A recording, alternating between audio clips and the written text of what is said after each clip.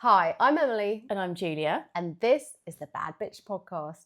Welcome back, my angels. As always, we're thrilled to have you here. It's the podcast where we talk about some pop culture and just basically some frivolous shit that amuses us. But then we also want to add value to you guys and to help you move forward and really navigate these difficult situations that we can find ourselves in life. So we hope to just every week we'll explore a topic that we hope will add some value. And as always, we're here if you want to propose any topics, please do reach out and let us know what you want us to talk about. Yeah, I mean, it's that mix of like the silly and the serious. 100% silly and serious. Which is probably us like encapsulated, isn't it? 100%, because we were just talking about, about 30 seconds ago, we were practicing our Mrs. Doubtfire impressions. Yes, and I did an impression of a steam train that no one needs to see. Exactly. Or maybe they will on the bloopers. But anyway, before we could get into today's topic, which is about sleep, I mean, we've already covered that it's very hot in the UK at the moment. Yes. Not that we're moaning, because we love it, but I think we could all do with a bit of a nap and some better sleep at the moment. Oh, this is the perfect time to talk about this. And it's weird, like every time we come up with a topic in advance, so we knew we were talking about this ages ago, I'm coming into this slightly sleep deprived. So it's like I need this episode, but I'm also going to bring it. Don't worry. You always do. Had a bit of green tea. Yes. I'm ready to go. Yes, I love it. And you've just reminded my brain that I have a oat milk latte from Jet Bean Coffee. Shout out. Waiting in the car for me. Oh, nice. What, a cold one? Yeah. But it is cold. I'm about to reveal something really disgusting about myself. It's cold from yesterday. No. Yeah. But it's oat milk. So it goes in the fridge, comes out the fridge. It's fine. That's actually quite nice. Yeah. Well, what do we like about Jet Bean Coffee? Jet Bean Coffee is really so it's up at Rochester Airport. They are a little pop up at the moment. I really hope you guys become permanent, and you open in the week. But at the moment, Monday they're open Saturday and Sunday, and it's a really accessible location. And it's a really interesting story because the guy who started it still is a pilot. But when lockdown hit, obviously that all went a bit shit, shall we say, to say the least. So he went and worked in a roastery, for what I understand. Oh, wow. And from then on has then on the back of that started his own coffee brand and his own pop-up. And they have some really, to go alongside their really amazing coffee, which they've named after the different aviation vehicles, I suppose, aeroplanes. Aeroplane. Well, they're not because they're aviation vehicle. Because they've done one called the Chinook as well. And the Dreamliner. My God. So it's do you know I have a thing about helicopters? No, this is really cool. I'm obsessed with Chinooks. And I used to live under a Chinook flight path, and it used to make the windows in my flat rattle. And then I'd run outside like a little kid and do Chinooks spotting. And then I've been to an air show to watch them do aerobatics. So cool. Those helicopters are unbelievable. So he's got a Chinook coffee. What else has he got? He has got the Dreamliner. He's got the Hawk. He's got and he's named a Concorde. He's named them all after different iconic. And so this is Rochester Airport. Rochester Airport. Is there anywhere else anyone can get his coffee? No, not okay, at the moment. By the way, he's not our sponsor, but we just love him. Yes. So Jet Bean Coffee, this week's unofficial sponsor. Exactly. Go and check them out. Yes, I really do. If you love a good coffee, and it's a lovely place to go because you can sit indoors, you can sit out actually on the grass, which overlooks the grass runway of Rochester Airport. Yes. And you can see the little aircraft overtake. I love that. Take off, or take land. Overtake each other. What I was getting hairy. It's perfect. I think you need that coffee now. Go and get it. Go and get it out the car. Honestly. Go on, Judy, get it together. I thought, and then when I started in the intro, I was like, you're doing so well. I don't know where this is coming from, but it's going right. And now here we are again. But look, we're real human beings. Exactly. And it's always unedited. I was running a workshop last week and it was on resilience. And we were talking about taking little moments in the day to rest, which we'll talk about later today. And I was talking about the importance of going outside. It's easy to just go and get a coffee in the work kitchen, but leaving your office and finding a place that you really like to get the coffee from. And we love supporting local business, which we'll come on to our sponsors in a minute. But I think finding venues that it's not just the coffee that you like, but you like the experience of going there.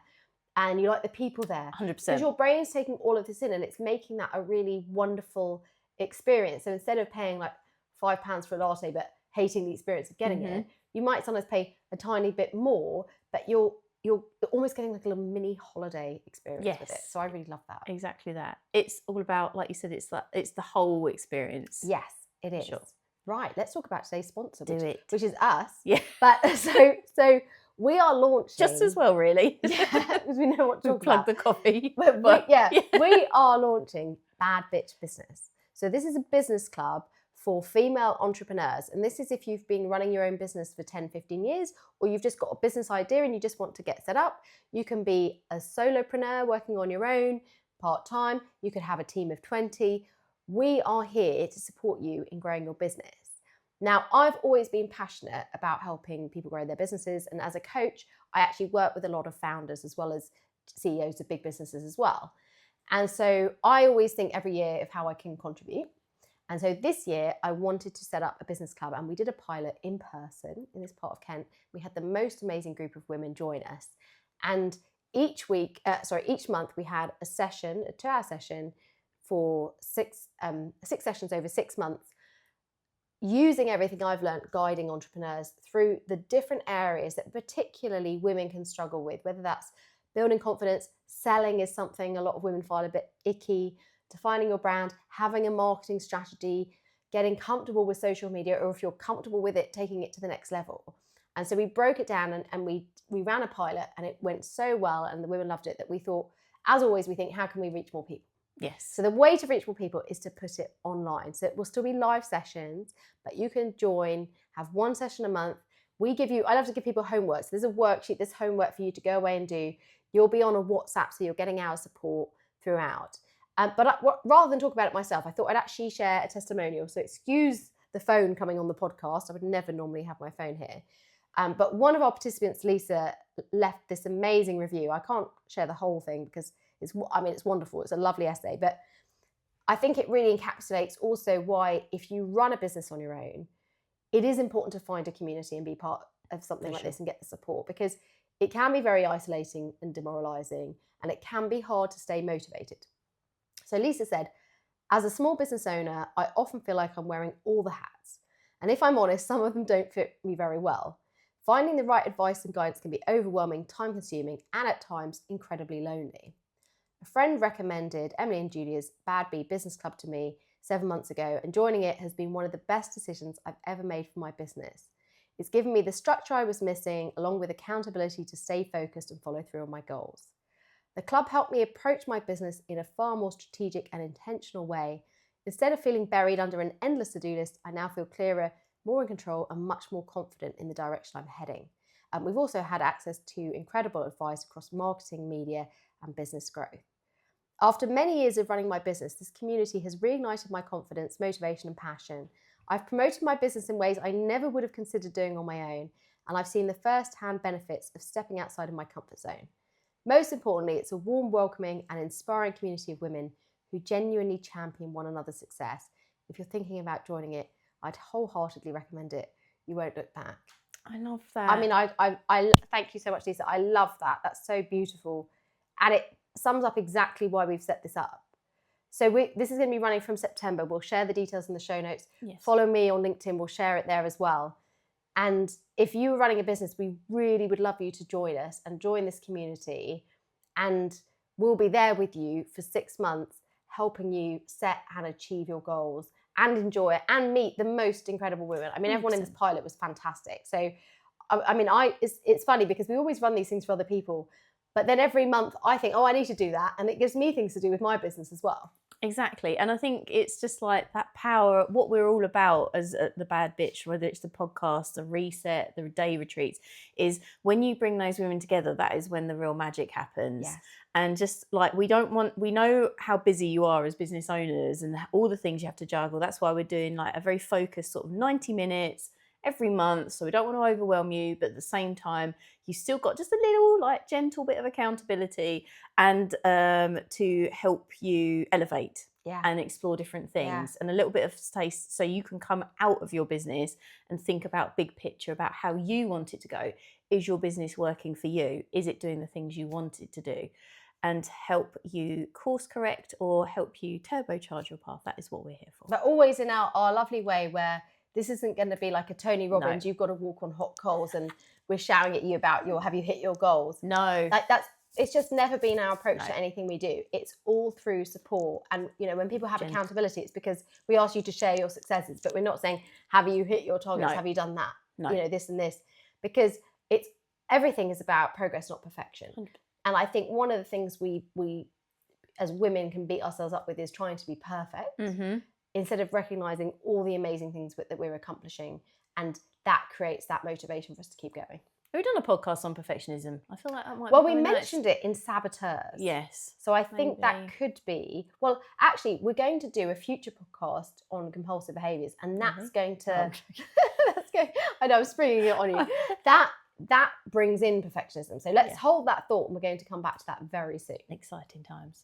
Should we talk about some what am I talking about? Something beginning with pop D. Culture and pod culture could be the same thing these days. 100%, right? But yes, should we talk about some pop culture? Well, yeah, I mean, as always, I have no idea what's going on. I feel like you would have had to have lived under the tiniest rock under the remotest place in the planet. You know, like you have the doomsday vaults where they keep all the seeds. Now I feel like I'm going to embarrass myself by not knowing. You 100%, like you would have to live in the doomsday vault. Is this Taylor Swift? Yes, there you go. Okay. It's a fun game. Exactly. Okay, yeah. You would have to be fully off grid and never have spoken to a soul for a few weeks not to know that Taylor Swift and Travis Kelce got married at Madison Square Garden. I know. Wow. It's and my understanding is that because obviously at the moment they've been very coy with the details, and there's not too much which has been released about it. But my understanding is that they've built a venue within a venue and had 1,000 people at their wedding. Wow.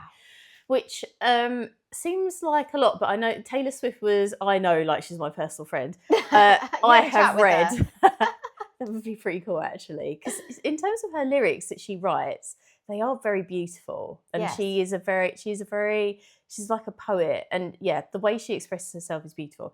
Anyway, that aside, she did say that she's reported to have said, when it comes to her wedding guest list, there's a lot of stress around who to ask, who not to ask. So, and obviously you've got Travis Kelce with a whole flipping football team literally to invite. Oh my God. And of course. So she was like, I'm just having whoever I want there and I'm taking all the pressure, that side of like pressurized wedding planning is going to be gone because I'm just inviting whomever I want. Well, I love that approach because I do think you either go very small, very tight, so no one can be offended that they're not there, or you go for everyone. Full ham. But what I did hear, and I'm not going to name anyone because I don't want to shame anyone, but there were a few obvious people who weren't invited. Yes. Now, if your friend has 1,000-person guest list at their wedding and you're not invited, if you haven't got the hint already, you are no longer their friend. Exactly. That's the awkwardness about having a invite everyone wedding. Yeah, and for people who are not watching, I'm like visibly cringing because it is like the people that were there. There were people like Hugh Grant was there. I mean, is she even friends with Hugh? Who knows? How would that happen? But I love that. I love that they could be friends. And so Hugh Grant, Jamie Oliver. Oh my God. Which again, it makes it the people who weren't invited. This is a real like Jamie Oliver's invited. Yeah. No, but you know what I find funny about this is that Americans love anything English and they love anyone English. And I think sometimes their barometer of who's in and who's out on the celebrity scale is really off. Yes. And so they might think, and this is no shade on Jamie Oliver, but they might think it's like really cool to have Jamie Oliver at your wedding just because he's a famous British chef.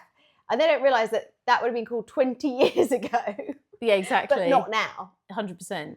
But maybe she lived in London for a long time. She did, and maybe they're really good friends. Maybe they text each other back and forth.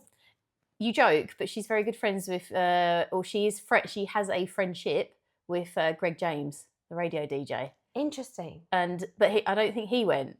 But again, so Greg should be offended if Jamie Oliver got an invite right? and he didn't, and he's on text. We're enraged on. I mean, Greg's I feel behalf. like at this point, I'm surprised we didn't get invited. It's like that though. Seriously, 1,000 people. Yeah, 1,000 people. That's a lot. It is a lot of people. But also, you don't get to speak to everyone if you have 1,000 people at your wedding. I mean, I suppose she had a stage. No. She probably just sang at them. I don't know. But you don't. It's not. There must have been zones. Do you know what I mean? Did she run it like a concert? Like, was there a VIP area with the people she wanted to speak to, and then you're zoned out? Like, did you get different coloured wristbands on the way in? This is a good point, according to what tier you're in. People were arriving. They arrived in like black Escalades, and they literally were driven behind a black curtain. Like they arrived and they drove into I can only describe as a tunnel, and then a curtain was shut behind them. So you've only really seen people leaving their hotel to go to the wedding. Okay. You haven't actually seen them going into the venue. You've seen them leaving the venue as well, but you haven't actually really seen them like getting out of the car and going into Madison Square Gardens. I'm still like, yeah, I don't know unless if you've built something inside, I don't know whether I personally would choose to get married in a stadium. But when you're marrying 1,000 people, and I hear there was when you're marrying 1,000 people, when you're marrying like a Mooney in front... wedding. No, when you're getting married in front of 1,000 people. But also, I hear rumours that there was a castle built or something. Yes, inside. exactly that. So you do know. But this is because I do like Taylor. Yeah. But I find her really interesting because she's this combination of there's real artistry, but then she loves the kitsch. Yes. So I thought, if I was going to predict something, she was going to go for the countryside wedding. Sure. Outdoorsy, exactly, yeah. A bit like, I don't know if you saw it, but like Anna Wintour's daughter B had a very beautiful, actually quite low-key outdoor country wedding at her mum's estate, beautifully done. Mm-hmm. I was thinking she'd go more for that aesthetic. Also, if you looked at like the proposal photos, yes, but she kind of has lent into full kitsch. I think the number of guests also warranted that, but I was a little bit surprised by that choice as well. Yeah, it was interesting. We don't know that much about the dress. Other than, do you remember we talked not last week, maybe the week before, about the Mont de Saint Michel wedding with the Dior dress? Yes. And how it was it was like the first big commission from J.W. Anderson, who's the designer at Dior, and how it's setting the precedence for his trajectory. Right. Well, it turns out he had an even bigger commission because he did Taylor's Swiss wedding dress. Wow. So yes. I mean, that's Dior. possibly the biggest wedding dress commission after Princess Grace and Princess Diana, right? Yeah. I mean, what a dress. I can't think of any. They're like in terms ones. of how much profile that dress is going to get. 100%. No one's seen a picture yet. Well, I've heard rumours they're making a documentary. They've made a film. See, I would really love to. I am going to watch that. Yeah, so we're not going to see it because they are making their own film, and then they're going to release the film about exclusive their rights. It's like Hello Magazine. It's not exclusive rights. It's their production. Oh, okay. So that is, it couldn't get more exclusive than that. So they'll have full creative control over it. Yeah, Hello Magazine exclusivity on steroids. It could be amazing, or it could be just a bit too cringe. Yeah. We will see. Exactly. So yes, exciting. Oh my God, I actually knew what you were going to talk about. So yes, that's where we're at. And she wore Christian Louboutin's shoes. He wore, I think, Dior and the same shoes. As her. Yeah, high heels. Can you even imagine that giant man in like stilettos? Each to their own, and if that's what comes out of the documentary, absolutely fine, and I'm here for it. Look, we're here for it. But you know what? Also, I love love. I love a wedding. You know, we were saying we love Dua Lipa's wedding. Yes, we're in wedding season. You know, there's lots of kind of negative news out there, and actually, I think a glamorous celebrity wedding is maybe just what we all need. 100%, exactly. Accompanied by Wimbledon. Yes, absolutely. Should we talk about sleep before we actually fall asleep? Before we fall asleep. And our listeners fall asleep. Today's topic. This is something we talk about in the reset. Yeah. And I know it's really boring and you've all heard this a million times, but sleep is the answer to almost everything. It's so funny. And literally, like with my clients, it's like I had a client who texted me the other week and he was like, oh, I've started it, even just 15 minutes extra a night. He's like, I just feel so much more rested. Yes. And it's one of these things that we forget. It's like, you know, it's like you can feel more rested, you can feel calmer in your life, you can even like lose weight and just feel generally navigate life in an easy way, all to do nothing, literally. But just sleep. Yes, who knew? Yeah, it's like we know it, but we just don't. Regulates your appetite, regulates your metabolism. It's when you detoxify, and it's not just your liver, but we detoxify our brain. We heal every organ in the body when we sleep. We heal all our muscles. We de-stress. We'll talk about that today. We empty the stress bucket. It extends our life. I mean, there's no downside. I mean, there is a point at which you can sleep too much, but there's no downside to improving your sleep. And I have so many clients where they say they're really stressed. And I'll say, well, yes, there are stressful things about your job, but how's your sleep? And actually, if we can fix their sleep, they can handle the stress of their job 100%. So much better. But they often think they're not sleeping because they're stressed. And it's that vicious cycle, they're stressed because they're not sleeping. So today we're going to talk about there is some of it in that. How we optimize sleep and how we break that cycle. Yeah. And I used to be a major insomniac. So I also became slightly obsessed about this topic. So I'm going to bring a load of tips I've used with my clients, but also things that have really helped me as well. That's really good. And I will explain a little bit about why the REM sleep part is really important to our brain. And like you said, it's like we can get how we act in the day informs how we sleep, but then how we sleep informs how we act in the day, and how we can sort of get into this little cycle of just misery. And we just don't even, and there's a reason why that I do say this to my clients as well. It's like there's a reason why they use sleep deprivation as a torture method. Oh, yes. Because very, very quickly, for want of a better word, things go shit south very, very quickly. Oh, they do. They do. And I always have so much compassion for people who have young children, or if your children aren't 100%. sleeping. And they're trying to, if I have a couple of nights where I don't sleep well, oh my God, I'm so cranky. Yeah. But imagine you do like 1 or 2 years of sleep deprivation. 3, 4. And then you're still carrying on with your job and your relationship and everything. I think we need to give people a lot of latitude if they're not sleeping, or you've got to factor that in. If you're around somebody who's not sleeping, try and factor that in when you're responding to them. Yes. That it is like someone who's just gone through some like torture or some SAS training, that you've got to give them that latitude. But why don't we start, because I'll obviously talk a lot about the physical, but why don't we start with the brain? Why is sleep so important for the brain? What's happening in our brain when we're sleeping? So our brain is amazing, and it's literally like start with the obvious. So when we sleep, during the day we have, and we talk a lot about in the reset and with clients, it's like we have the stress bucket in our brain. Yes. So every time we have an anxious thought, and it can be small things like I'm going to be late, it can be, or like what's the dog doing now, the children are feral, whatever it might be, or it can be those small things, but also the big things like, will my business ever be a success? I feel really stuck. How am I going to ever figure this out? All these thoughts that we have, as far as our brain is concerned, are really actually like happening. So especially if we're ruminating and we're thinking on meetings, difficult conversations, things that we perhaps have to do but don't want to do, all of these things, every time we're thinking about it, it's like it's really happening for our brain, and it all goes into our stress bucket. And throughout the day, our bucket gets quite full. And as our bucket gets more and more full, we tend to get more anxious, maybe a bit depressed, maybe a bit angry, can be a mixture of all of them. And so by the end of the day, when we get there, we often feel quite sort of like on edge, quite anxious, quite overwhelmed. And then that's when we sleep. And that's when the good sleep becomes really important, because when we sleep, what our brain is doing, we have obviously like, and please get into this more, like in my rudimentary brain, light sleep, deep sleep, and you have your REM sleep as well. So the REM sleep is the key bit that really helps your brain, because what you're doing there, it's almost like defragging a computer. We're taking those emotional memories, those things that have like really upset us or annoyed us in the day, and we're rerunning it, and our brain is effectively stripping the emotionality out of that memory.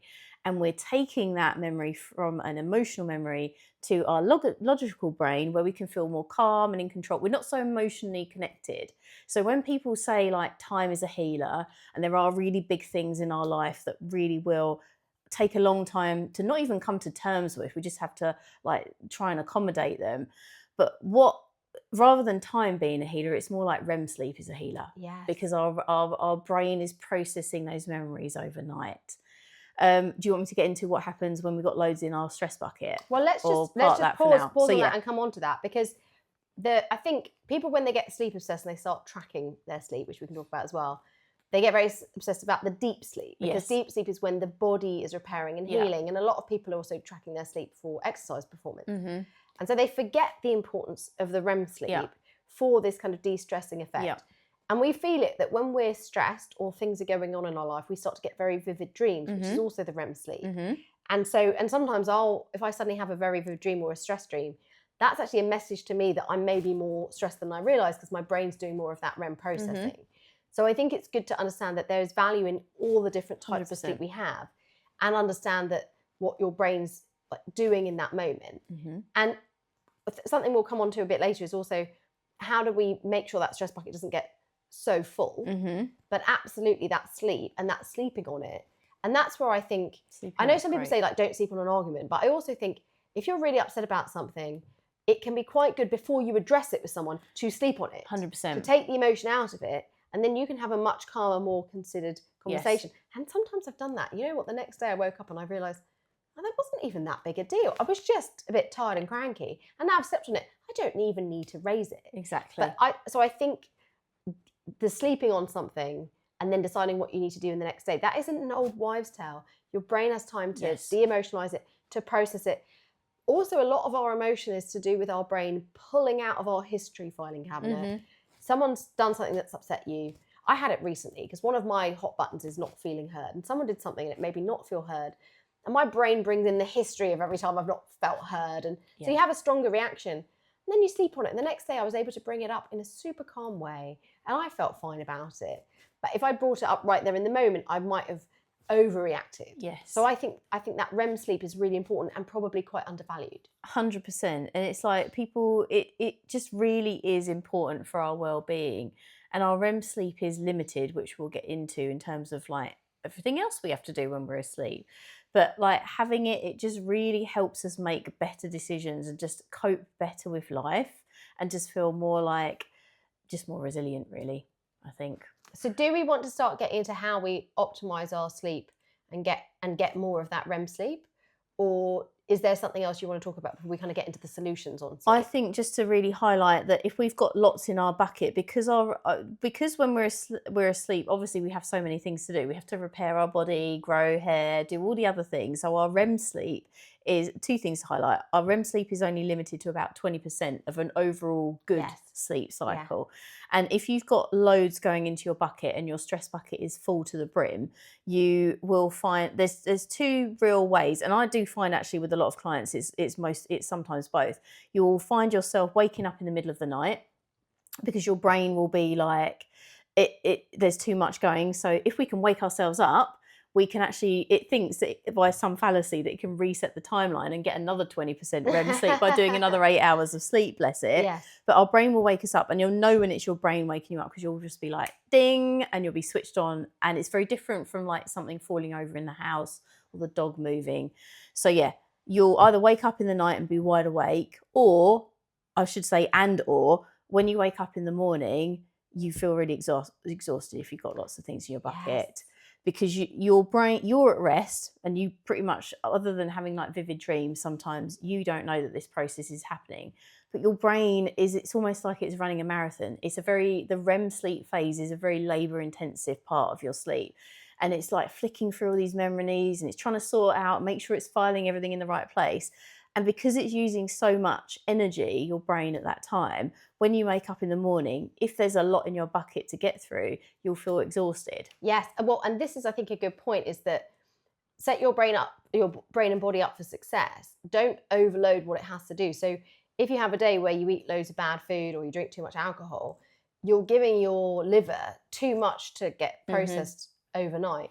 And again, if you're going to bed every night really stressed, your stress bucket's too full. So it's thinking about during the day, how do I reduce the amount of work that my brain and body has to do overnight? And things like, I think it's important during the day to have little rest moments, both for your body but for your brain, and to have little moments where you meditate or unwind or just take a few deep breaths, or even write down what you're stressed about and get it out of your system, so that you're doing little emptying the bucket a little bit during the day, rather than just going through your day like a train, however stressful it is, kind of white knuckling it, and then go, well, it'll be fine because I'll just sleep and I'll just collapse at the end of the day. If you're getting to the end of the day and you're kind of collapsing and crashing, your physical and your mental load is too much already. Exactly. And it's important. So what we do in the day is if we can, it's limiting what's going in the bucket. So our brain doesn't have so much to do. So shall we talk about, should we break it down? So like things that you can do in the day to reduce what's going on in your bucket. Yeah. And then we can talk about how to like do the sleep bit. Yes. And then, and I also want to talk about obviously the nutrition aspect, because that has a huge impact on sleep as well. Do you want to lead with that then on day? Yeah. So let's start with that. So one of the things that really impacts our sleep is actually our blood sugar. And you mentioned there about when people wake up, and sometimes it's stress, but sometimes it's low blood sugar, because our blood sugar is meant to stay within quite a tight range to be healthy. If it's too high, sugar is toxic and kills us. If it's too low, we go into a coma, right? Hypoglycemia. So our body's trying to keep within quite a tight range. So if before bed you have, and it's so easy to kind of have some ice cream after dinner, or you just have a very big carb meal, it pushes your blood sugar up really high. Your body overreacts, produces tons of insulin, because your body's just trying to keep you out of that danger zone. So it's not very subtle. It's just like, oh my God, suck all that sugar into the muscle and the fat. And then drops. So overnight, it's like a ski slope. You've just gone up and your blood sugar is just dropping. And when it gets below, it's like the hard deck in Top Gun. I love it. When Yeah, it gets below the hard deck. When it gets below the hard deck, you wake up because your body, to get sugar in your bloodstream, it produces adrenaline to bring sugar out of the cells. Interesting. So sometimes when you get that early morning waking, like if you're someone who, this is the kind of insomnia I used to have, I'd wake up at 3 or 4 a.m. I could never get back to sleep, that your blood sugar's dropped. And so your body's produced adrenaline to get the sugar up, but the adrenaline feels like stress and your brain wakes up. And if it detects stress, it starts thinking, because that's how your brain deals with everything. It starts strategizing. So suddenly you start planning your to-do list or thinking about all the things you have to do with work. But actually the original problem was blood sugar. Okay. So one of the really important things to think about is what you're eating during the day. And it's making sure that you don't eat your dinner too late. So it's better to have an earlier dinner around 6 or 7 o'clock. And then if you're having early morning waking, you do a little top up. It's like a dream feed for a baby. Like little kids. You need a little top up about an hour, 45 minutes before you go to bed. Just something small, a couple of oat cakes with a bit of nut butter, something low glycemic, maybe half a banana with some Greek yogurt, something quite small with a bit of carb, but quite low glycemic. And it's really interesting. Clients can then sleep for a couple more hours. Love it. So there's that balance. The other one is if you have a really big meal before you go to bed, your digestive system has not digested it, because it actually needs 3 hours to work through your digestive system. And so your blood that should go to your liver and your brain to detoxify them is still going to your gut. Right. So you're delaying the process of your liver detoxifying, and therefore you wake up feeling all furry-mouthed and horrible. And it's not just that you ate late, it's that your body couldn't detoxify, and it disrupts our sleep. So kind of eating late, really thinking about the kind of meal you're having. And if you're having early morning waking, thinking about that blood sugar regulation. But the other thing is, when we have early morning waking, we then think, well, I'm awake and that's it. But actually, we wake up several times during the night. We wake up after every cycle, but we often just don't remember it. So reminding yourself, it's normal to wake up. When a baby wakes up at 3 a.m., you don't go, well, that's it. Put it in front of the laptop, get it to send some emails, right? Because love that image. You're like, how do I get the baby back to sleep? But what do? We get on our phone. Yes. We look at the blue light. We check the time. We do all sorts of silly things. This morning I actually woke up too early and I did some laundry, but I did go back to bed afterwards. But we just... You crazy mofo. Yeah, we do these crazy things. But actually, if we recognise that it's normal to wake up and we think, how do we get the baby back to sleep? So if you're having early morning waking, you can have a little snack by your bedside, and it works a charm. You can have a little snack. I might have a chamomile tea. We'll talk later about other techniques, but I'll lie on an AcuMat. You might have some sounds you like to listen to, yes. Or you might put on a cooling weighted mask. Work out the things that help send you to sleep. And just like a baby, soothe yourself back to sleep. And then you'll get another 90-minute cycle in and you feel fine. It's this mistake of thinking, well, once I'm awake, well, that's terrible and I'm in insomniac. It's just treating it as, oh, I've just woken up from a cycle. How do I get myself gently back into my next cycle? And this is something that's completely saved me, because I went from really only sleeping 5 or 6 hours a night. Now I'm getting a solid 7 to 8 and I'm a different person. I love that. And it's like you say, it's like if there's a routine like that you will go to bed and do, there's no heart, like if you find you're waking up in the middle of the night, say you like put on like a audio or you put on like some waves or some rain, just put that back on. Yes. Because then it's just saying to your brain, it's just like that lovely signal to that your brain that it's time to sleep again. You're just like it's almost like we're tricky. Our brain thinks that by waking us up it's reset the timeline. Well, then just follow the routine. But we do this with babies all the time. We know that we're like, okay, story, bath, bed, and it works for us. So create that bedtime routine. Yes. So I have a cue. It's almost as soon as I make a chamomile tea, my brain knows it's bedtime. So create that routine, and then one of the reasons I'm a bit sleep deprived at the moment is I've been traveling a lot and I've not been staying at home. And what I've not been great at is then maintaining that routine when I'm traveling. It's very hard. But it's, even if it's the time is out, trying to say, well, what are the standard steps I have? So normally I have a bath, but it's been way too hot. But it's like, have a shower, have a cup of tea. I like to do some stretching, but try and consciously create a routine. And if you need to, make it short, make it 10, 15 minutes. Short and then adaptable. Try wherever you are to do that. And the more you do it, the more you just get to the beginning of that routine and your brain starts powering down, knowing it's ready for bed. And as you said, then if you wake up in the night, you can use the same routine. We need to treat ourselves like children, basically, when it comes to sleep. And as much as possible, control the environment, have the same kind of, have the same bedroom setup, keep it dark, keep it cool. Mm-hmm. I am one of those people literally has to sleep with an eye mask and earplugs in. I need complete darkness, complete silence.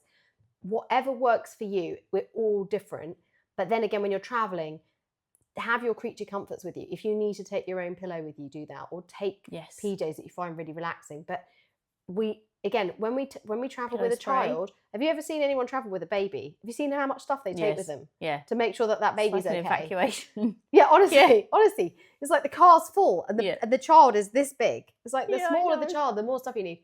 But we actually need to do that for ourselves, and as much as possible, try and create a routine you can stick to wherever you are.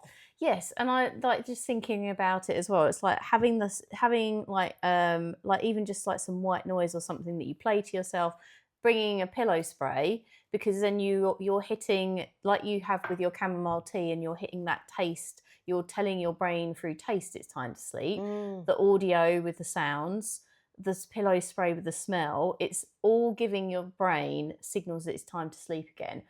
I have tried it a few times, like when I haven't been able to sleep. It's like getting out of bed, but not like going out of the room or doing anything crazy, but just going even and sitting in the chair or sitting just somewhere else in the room and reading something low key. Yes. And then getting back into bed.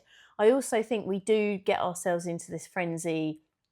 If you're waking up, especially if it's like 3:30, 4, 5, you're like, oh, blummy neck, I've got blummy neck. Who says that? Not me.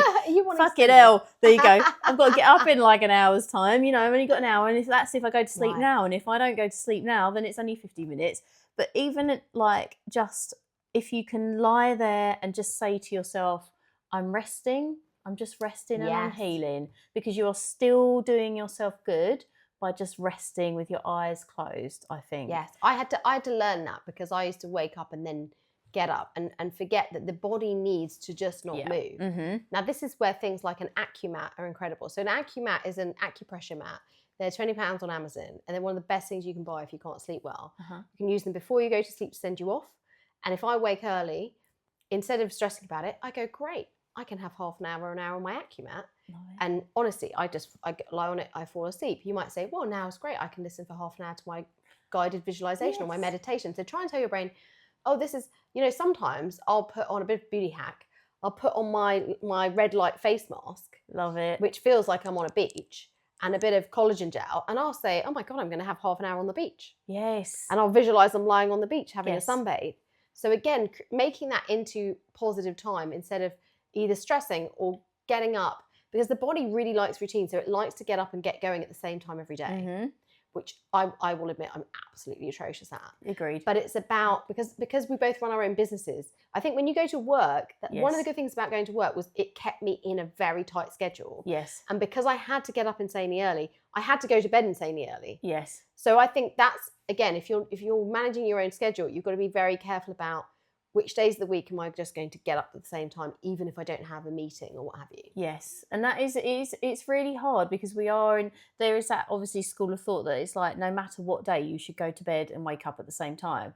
But we're obviously at the weekend, it's like, oh, I need a little bit more rest and that sort of thing. Oh, yes. Well, I'm a huge fan of a nap, and the research shows you can actually catch up on sleep. Love it. So I will have, if I need to on a Sunday, I'll go on a long run, I'll have a nice big meal, and then I will just have a nap with the dog, and it sets me up for the week.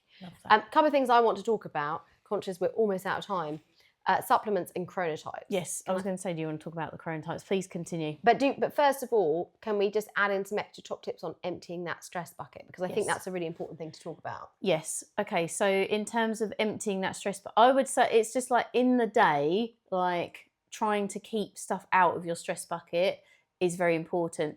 Stuff you can do to start pre-filtering your bucket. It's not the same as REM sleep, but you can do like some hypnotherapy. You can do some guided like visualization. That space allows your brain space to start pre-filtering bucket.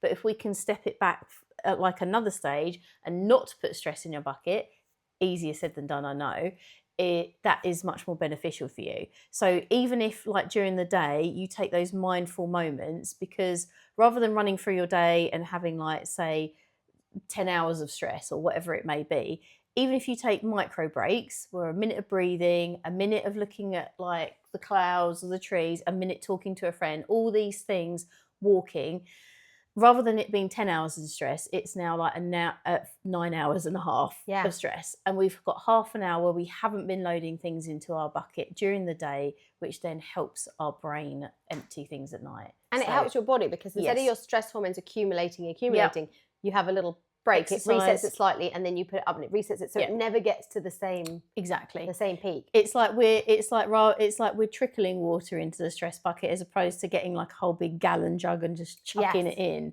and like throwing in depth charges. I love that. Yeah. Bring in some explosives. Yeah, I think we actually should do a whole episode on anxiety. Yeah, for sure. Because one of the biggest disruptors to sleep and good sleep is suffering from anxiety. Mm-hmm. And if you can improve that.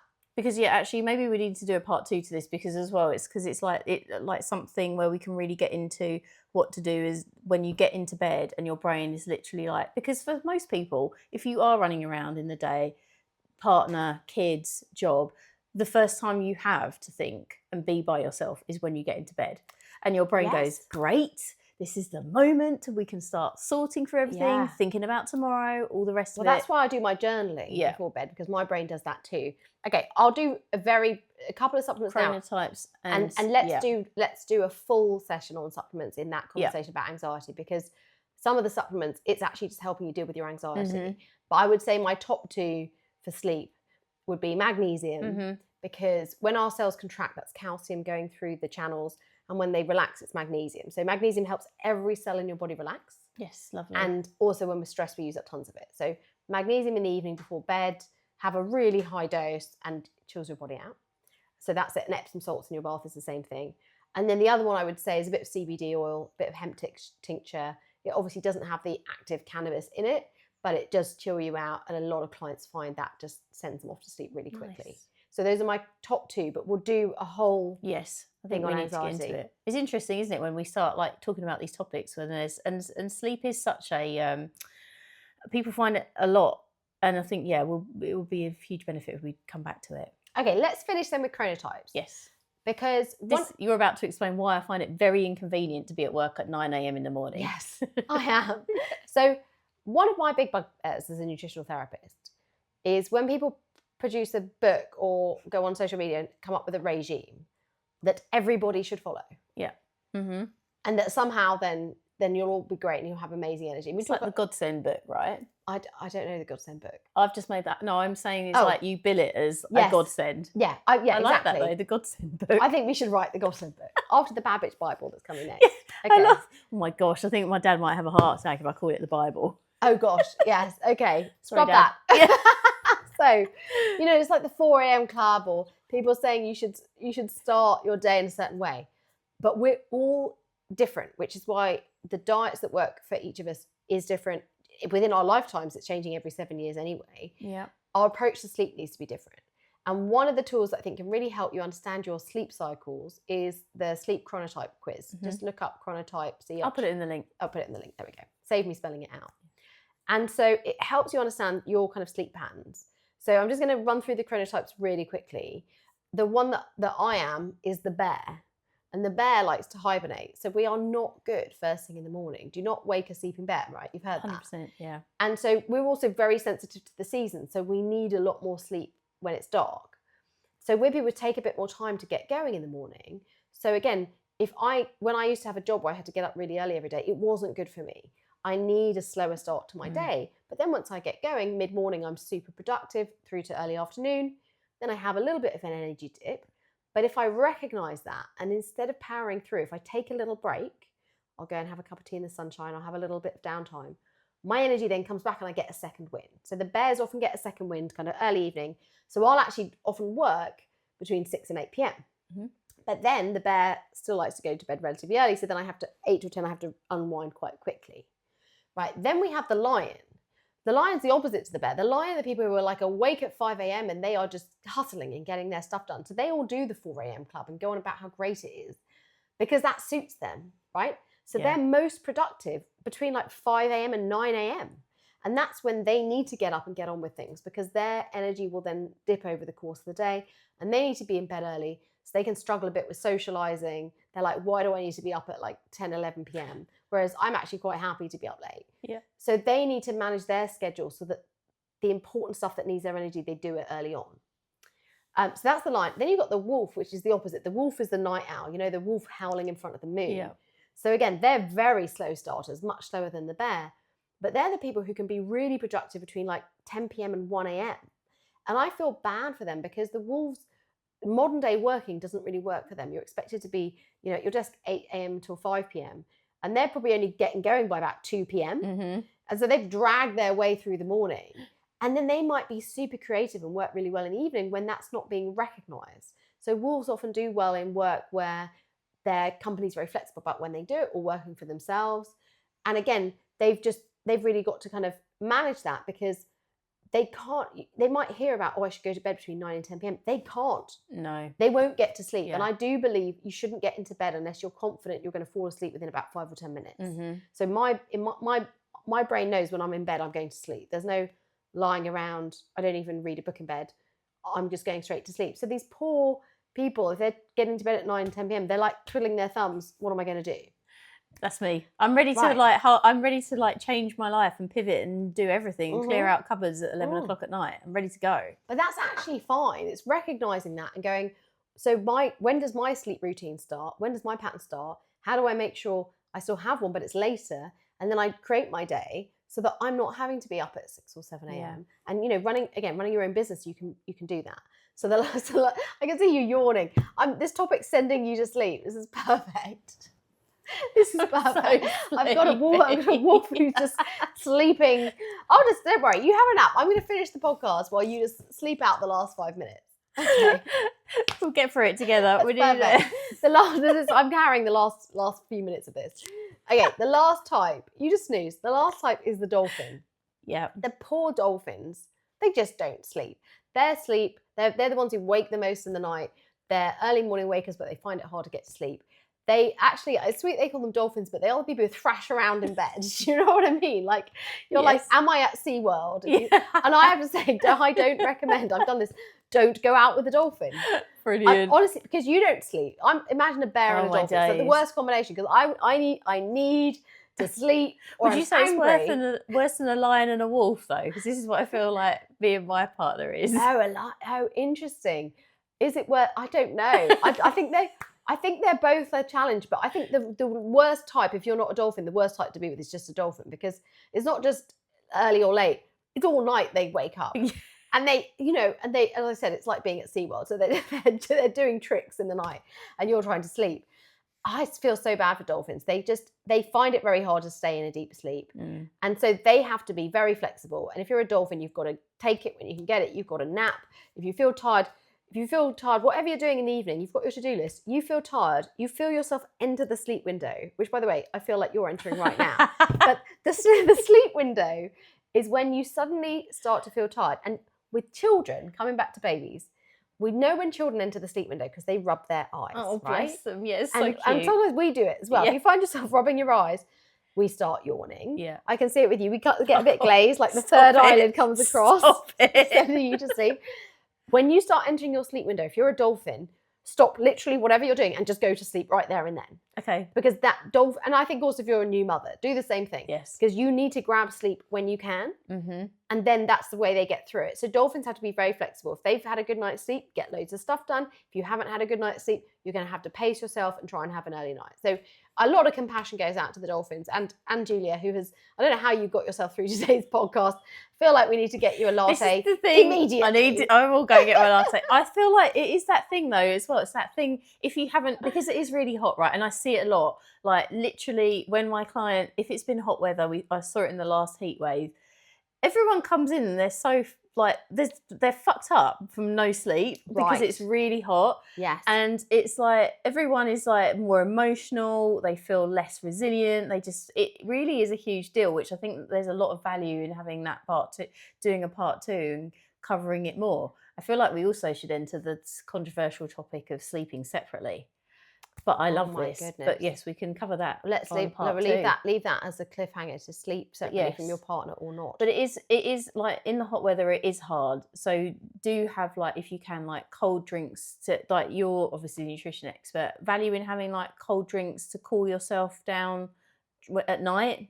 If I you think- can't have like I mean, the thing, aircon, obviously is the dream. aircon is the dream. I think the thing is, you need to be hydrated during the day. Some people just forget and then they drink too much at night. That's actually not great. That wakes you up as well.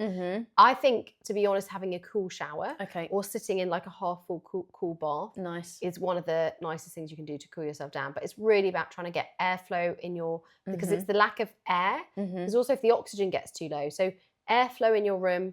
If you've got some windows, maybe you don't have aircon, run a fan so that it's encouraging the flow. Have all the doors and windows open, get the airflow going through.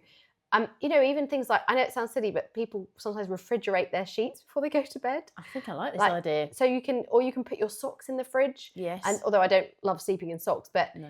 it's just some things like that just to cool down. Again, yeah, you know, have an ice cube, have like a nice cold flannel. Think about it when you go to a luxury resort and they bring you the cold flannels and you put them on your neck, because the back of your neck and your wrist is a great place to cool down. So run your wrists under some cold water. But it's really about, if you can get that room temperature to be a reasonable temperature to sleep in.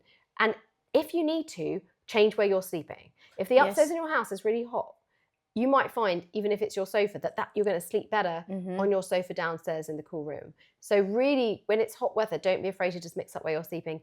If it's hard to sleep next to another person when it's hot because they're generating heat, sleep in separate rooms while it's too hot.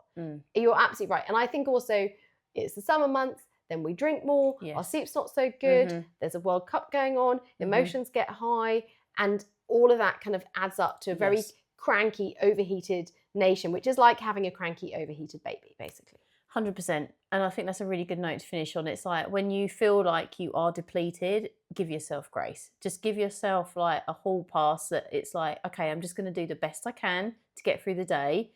At the same time, you've got to be just mindful that other people might be feeling the same. So if someone snaps at you, to be fair, when I get on the road and I know it's hot weather, I will say to myself, I'm like, look, you're slightly cranky. I was like, other people, heat, driving, bad, just let it go. Yes. Let it go. And just having that. So keep your distance from everybody. Yeah.